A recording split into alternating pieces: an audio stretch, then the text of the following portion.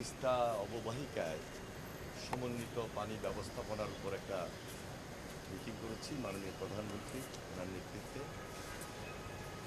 সেখানে আমাদের মাননীয় মন্ত্রী দুর্যোগ ব্যবস্থাপনা এবং ত্রাণ মন্ত্রণালয় ছিলেন, আমাদের প্রতিমন্ত্রী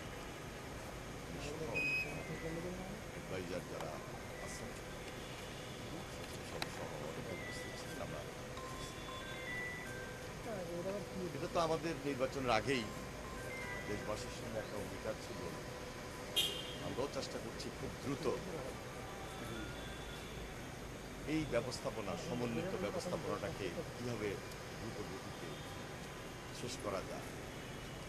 এর মধ্যে একটা বিশেষজ্ঞ টিম তারা কাজ শুরু করেছে। আমরা এর পাশাপাশি আরেকটা বিশেষজ্ঞ কমিটি 9 সদস্য বিশিষ্ট 8 সদস্য বিশিষ্ট আমরা করেছি। আগামী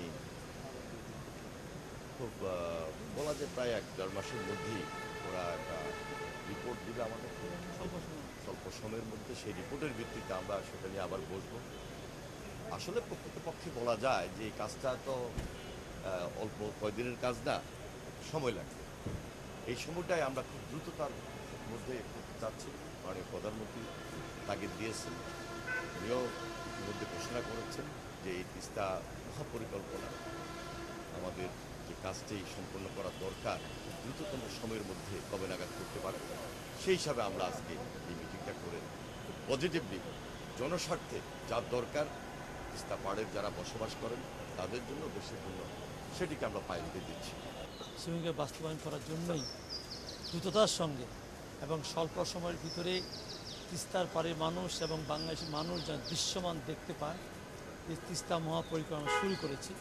এবং মাননীয় প্রধানমন্ত্রী যেমন কথায় বিশ্বাস করে, কাজে বিশ্বাস করেন, আজকে আমাদের বিশেষ করে মাননীয় প্রধানমন্ত্রীর নেতৃত্বে আমাদের পানি সম্পদ মন্ত্রণালয় এবং উপদেষ্টা বৃন্দ এবং আমাদের তিস্তা পাড়ের মহানায়ক দুলু ভাইয়ের নেতৃত্বে সমন্বয়ে আজকে আমরা সভা করেছি।